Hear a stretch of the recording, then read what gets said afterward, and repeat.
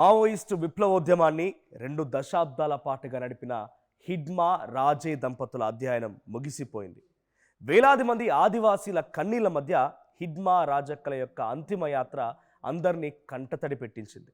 ఎన్కౌంటర్లో చనిపోయిన తర్వాత తొలిసారి బాహ్య ప్రపంచంలోకి హిడ్మా భార్య రాజే అలియాస్ రాజక్క పేరు వినిపించింది. అయితే 2 దశాబ్దాల విప్లవోద్యమంలో తన వ్యక్తిగత జీవితం, భార్య వివరాల్ని ఎక్కడ కూడా బయటి ప్రపంచానికి తెలియకుండా హిడ్మా చాలా గోప్యంగా ఉంచాడు.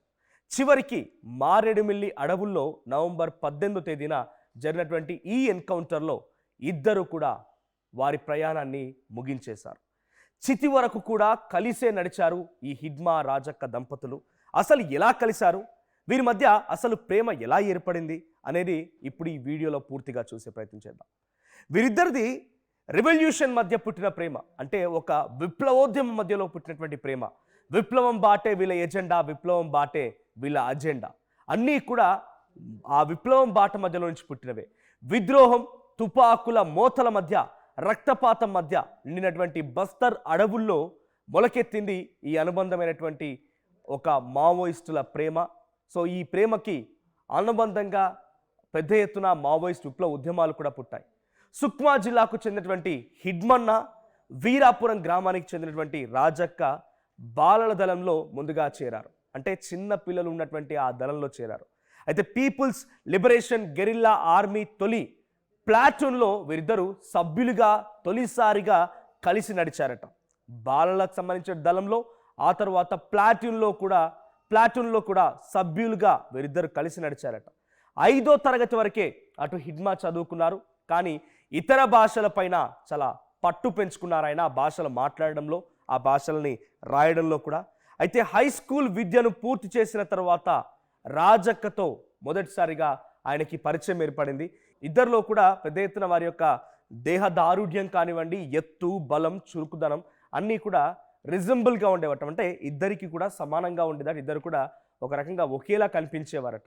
ఇది అందరినీ ఆశ్చర్యానికి గురి చేసింది. ఈ నేపథ్యంలోనే 2007లో రాజక్కకు హిడ్మా లవ్ లెటర్ రాశాడట. మొదటిసారిగా వాళ్ళు లెటర్ రాసుకుంది ఎప్పుడంటే, అంటే 2007లో రాజక్కకి హిడ్మా తన లవ్ని ఎక్స్ప్రెస్ చేస్తూ ఒక లెటర్ రాశాడట. అయితే హిడ్మా రాసినటువంటి ఆ లవ్ లెటర్ను రాజక్క తిరస్కరించింది, పట్టించుకోలేదు. తనకి విప్లవోద్యమంలో తన వెంట నడిచిన ఆయన అటువంటి భావాజాలంతో ఉన్న ఇద్దరు దేహదారుఢ్యం ప్రకారంగా బలం, ఎత్తు అన్ని రకాలుగా ఓకేగా ఉన్నా, అన్ని రకాలుగా సరిసమానంగా ఉన్నా రాజక్క హిడ్మా రాసిన లవ్ లెటర్ని తిరస్కరించిందట. అయితే హిడ్మా నిరాశ పడకుండా, పట్టు వదలకుండా తనని ప్రేమిస్తూనే ఉన్నాడట. ఆ రకంగా తనని వివాహం చేసుకోవడం కోసం, తన ప్రేమను పొందడం కోసం ప్రయత్నిస్తూనే ఉన్నాడట. తన ప్రేమను వివిధ రూపాల్లో ఎప్పటికప్పుడు వ్యక్తపరుస్తూ వచ్చేవాడట ఈ హిడ్మా. రాజక్కతో కలిసి నడిచేవాడట. సుమారు 2 ఏళ్ల తర్వాత హిడ్మా ప్రేమకి గ్రీన్ సిగ్నల్ ఇచ్చింది, పచ్చ జెండా ఊపింది రాజక్క. అయితే వీరిద్దరి విషయంలో పార్టీ పెద్దలకు తెలియడంతో వారి అనుమతితోనే అదే అడవిలో ఇద్దరు ఒకటయ్యారు. అటు పార్టీ నిర్ణయించి, పార్టీ ఆదేశానుసారం పార్టీకి తెలియడంతో వారిద్దరూ ఒకరికొకరు ఇష్టపడిపోయారు. కాబట్టి పార్టీలోనే పెళ్లి జరిగింది కూడా. అయితే పెళ్లి తర్వాత అడవిపై ఆధిపత్యం కోసం హిడ్మా, రాజే నిరంతరం గస్తీ నిర్వహించేవారు. అడవిపై పట్టు సాధించాలి. ఆ సమయంలో క్యాపిటలిస్టిక్ ప్రభుత్వాలు, క్యాపిటలిస్టిక్ కంపెనీలు వచ్చి ఎక్కడ అడవిని మొత్తాన్ని ధ్వంసం చేస్తాయని చెప్పి అడవిపై పూర్తిగా పట్టు సాధించాలి.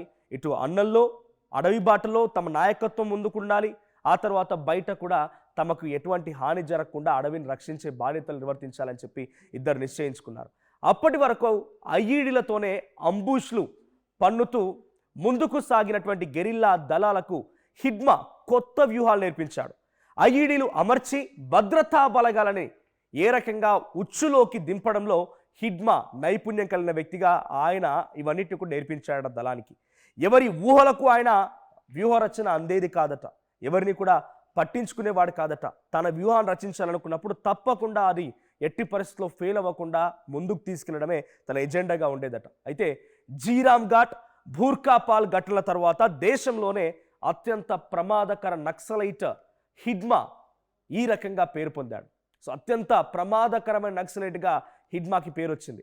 హిడ్మా వ్యూహ ఆచరణతో కొద్ది సమయంలోనే కేంద్ర కమిటీ దృష్టిలో పడ్డాడు.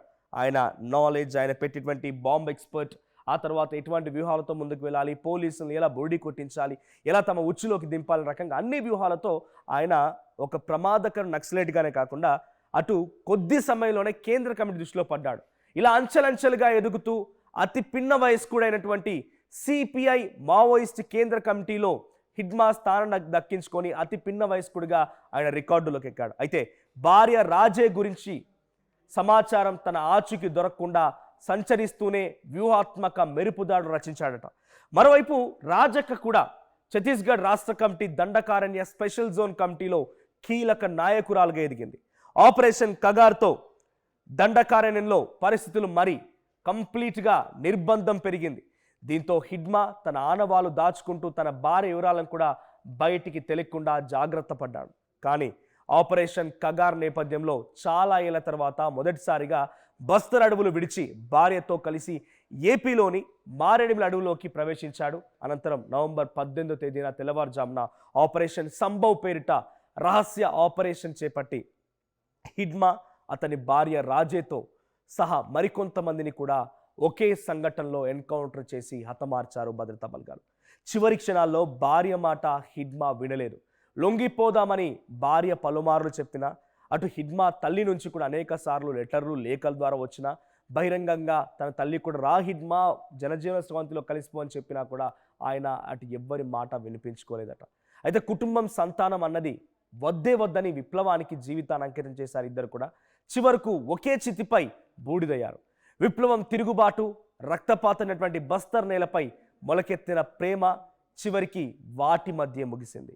ఈ ఇద్దరు విప్లవోద్యమంలో నడిచినటువంటి ఆ బాటలు విప్లవోద్యమంలోనే వారి ప్రేమ చిగురించింది.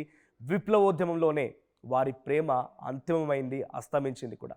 చిగురించింది అక్కడే, ఉదయించింది అక్కడే, అస్తమించింది అక్కడే, పూర్తిగా అంతమైంది కూడా అక్కడే. వీరి ప్రేమ కేవలం మీకు అర్థమవడం కోసం మాత్రమే ఈ వీడియో చేయడం జరిగింది. సో వీరిద్దరి ప్రేమ పైన మీ అభిప్రాయం ఏంటి కామెంట్ చేయండి. చరిత్ర సృష్టించినోడు ఇప్పుడు ఆ చరిత్రని తిరగరాయబోతున్నాడు. అబద్ధాల గోడల్ని బద్దల కొట్టి నిజాలను రాగా మీ ముందుంచబోతున్నాడు. నిజమైన వార్తల కోసం వెంటనే డౌన్లోడ్ చేసుకోండి రా యాప్ని. మావో